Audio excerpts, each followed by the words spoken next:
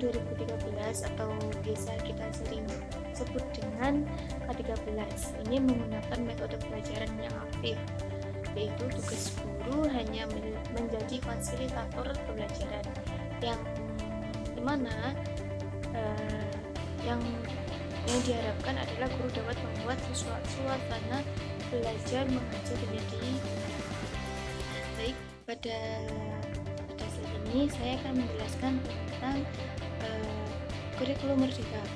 Kurikulum Merdeka ini digagas langsung oleh Pak Nadiem Makarim. Beliau adalah Kemendikbud Republik Indonesia. Dia mengatakan bahwa kurikulum Merdeka itu mempunyai proses yang mana proses tersebut lebih mengarah kepada kebutuhan siswa atau student center, yang mana sebelumnya konsep pembelajaran masih berpusat pada guru atau pendidik.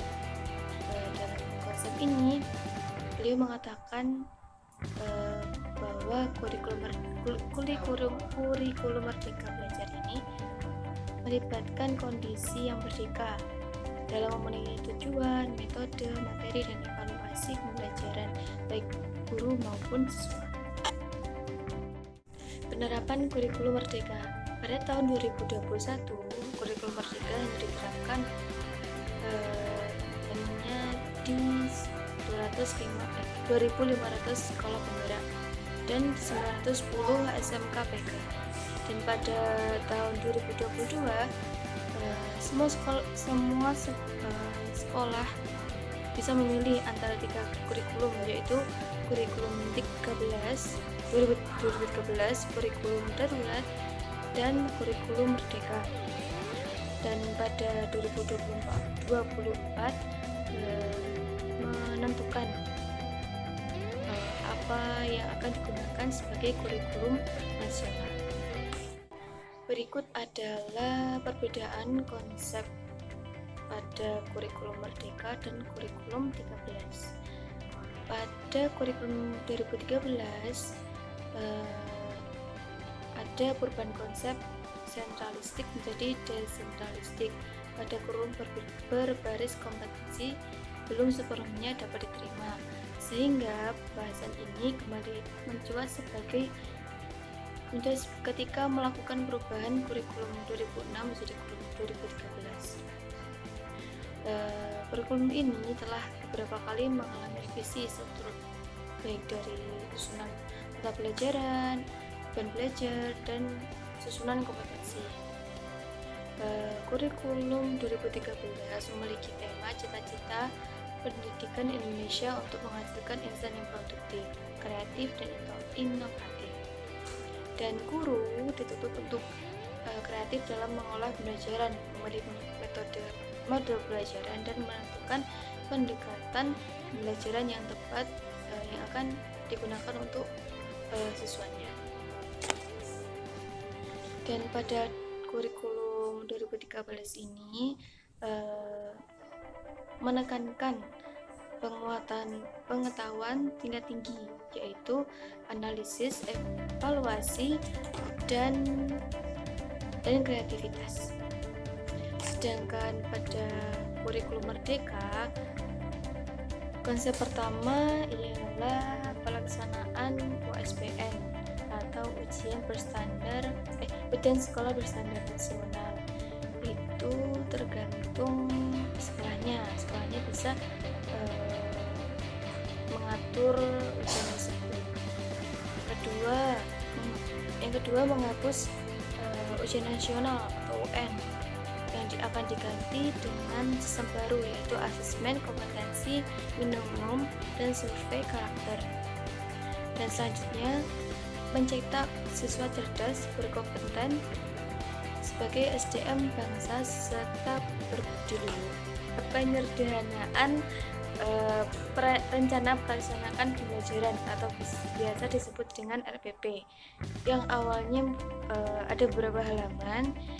Pada kurikulum Merdeka hanya akan dibuat hanya 1 halaman.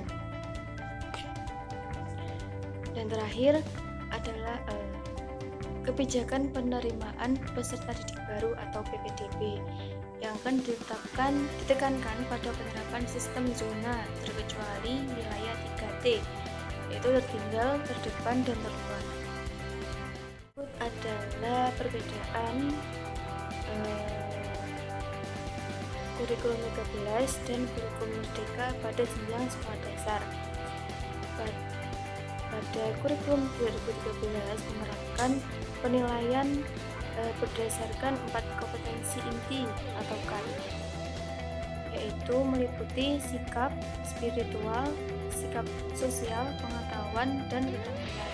Dan juga kurikulum 2013 menerapkan penilaian per semester sehingga siswa mendapatkan nilai hasil belajar pada setiap mata pelajaran. Sedangkan pada kurikulum merdeka menerapkan berdasarkan fase, yaitu pada fase pertama atau fase A itu umumnya secara setara dengan kelas 1 dan 2 SD. Pada fase B umumnya setara dengan kelas 3 dan kelas 4 SD. Sedangkan pada fase C setara dengan kelas 5 dan 6 SD. Dan kurikulum merdeka tidak mewajibkan bahasa Inggris sebagai salah satu mata pelajaran karena didasarkan pada kemampuan sekolah. Kurikulum merdeka juga menggabungkan mata pelajaran IPA dan IPS menjadi IPAS yang dimulai pada kelas 3 SD. Berikut adalah penerapan ke-13 dan kurikulum merdeka pada jenjang SMP atau sekolah menengah pertama. Pada kurikulum 2013 penerapan nilai per semester sehingga siswa mendapatkan hasil nilai belajar setiap mata pelajaran, dan juga penilaiannya berdasarkan 4 kompetensi inti, yaitu sikap spiritual, sikap sosial, pengetahuan, dan keterampilan. Sedangkan pada kurikulum merdeka hanya menerapkan satu fase penilaian, yaitu fase D, yang umumnya setara dengan kelas 7, kelas 8, dan kelas 9 SMP. Dan mata pelajaran informatika merupakan mata pelajaran wajib. Suatu pendidikan atau peserta didik dapat memilih sekurang-kurangnya 1 dari 5 mata pelajaran seni dan prakarya, seperti mata pelajaran seni musik, seni rupa, seni teater, seni tari, atau prakarya. Yang terakhir, penerapan ke-13 dan kurikulum merdeka pada jenjang SMA atau sekolah menengah atas. Pada kurikulum 2013 menerapkan nilai per semester sehingga mendapatkan nilai hasil belajar setiap mata pelajaran. Sedangkan pada kurikulum merdeka menerapkan nilai berdasarkan fase seperti sebelumnya, yaitu pada fase E itu umumnya setara dengan kelas 2 SMA. Selanjutnya pada fase F itu setara dengan kelas 11 dan 12 SMA. Dan pada mata pelajaran IPA dan IPS pada kelas 10 belum dipisah menjadi mata pelajaran yang lebih spesifik. Satuan pendidikan atau peserta didik dapat memilih sekurang-kurangnya 1 dari 5 mata pelajaran seni dan prakarya, seperti seni musik, seni rupa, seni teater, seni tari, atau prakarya. Dan pada kelas 10 peserta didik mempelajari mata pelajaran umum yang atau belum ada mata pelajaran pilihan, dan peserta didik memilih mata pelajaran sesuai minat di kelas 11 dan 12, dan juga dapat memilih mata pelajaran dari kelompok mata pelajaran yang tersedia. Dan untuk syarat kelulusan, peserta didik harus menulis esai ilmiah.